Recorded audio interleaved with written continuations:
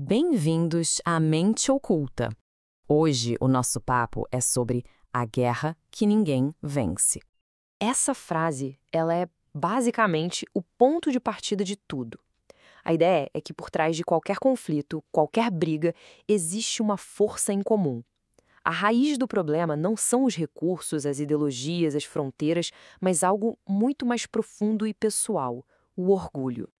E é aí que a gente entra num paradoxo bem interessante. Ué, como assim uma guerra que ninguém vence? A história tá cheia de vencedores e perdedores, certo? Mas o ponto aqui é outro. É que mesmo quando parece que alguém ganhou, existe uma perda gigantesca que a gente quase nunca enxerga. E essa perda acontece porque o foco está todo no lugar errado. A busca por poder, por domínio, é sempre para fora. É sobre controlar o outro, subjugar o ambiente.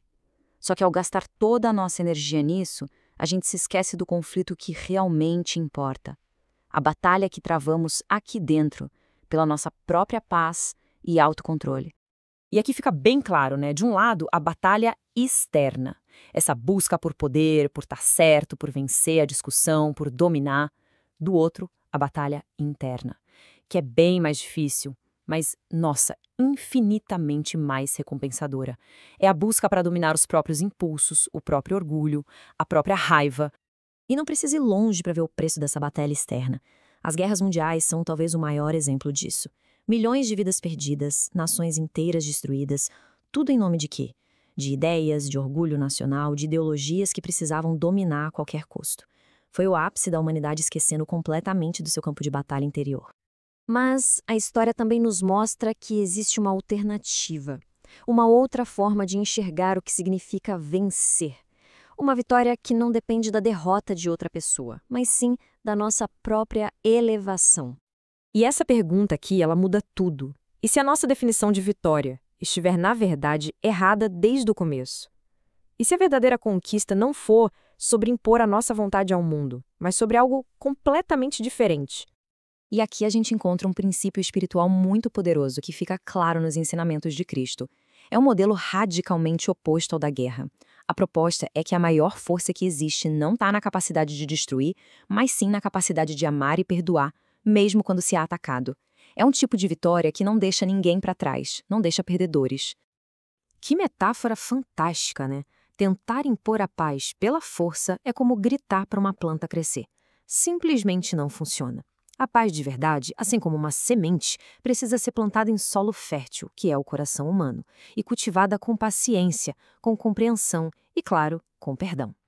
Então, como é que se planta essa paz?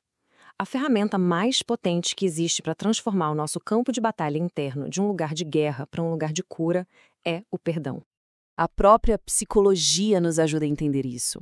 A raiva, que geralmente é o combustível da guerra externa, não é uma coisa ruim em si. Ela é uma forma de energia. Uma energia muito poderosa que, quando a gente não entende e direciona mal, se torna destrutiva. Esse processo é quase como uma alquimia interna, sabe? Em 3 passos. Primeiro, reconhecer a energia da raiva sem negar. Segundo, em vez de jogar ela para fora como um ataque, redirecionar essa força com intenção. E terceiro, usar essa mesma energia para curar a ferida por dentro, através do perdão. É assim que se quebra o ciclo da dor. E com isso, a gente chega à grande conclusão desse raciocínio. Há uma redefinição total do que significa ser vitorioso, não para o mundo ver, mas para uma consciência mais elevada. Essa é a ideia central. A vitória mais importante e duradoura que um ser humano pode conquistar. Não é sobre quantas pessoas estão sob o nosso controle, mas sobre o quanto de controle temos sobre o nosso próprio orgulho, nossa raiva, nosso medo. Dominar o próprio coração é a única guerra que, quando vencida, traz paz de verdade para todo o universo ao nosso redor. E a gente encerra com essa reflexão que traz toda essa análise para o lugar mais íntimo de todos, a nossa própria vida. Diante de tudo isso, a pergunta final não é para o mundo, mas para cada um de nós. Quantos dos nossos conflitos diários, dos grandes aos pequenos, continuam só porque estamos buscando o tipo errado de vitória? Quantas guerras poderiam simplesmente acabar hoje mesmo com a força de um perdão?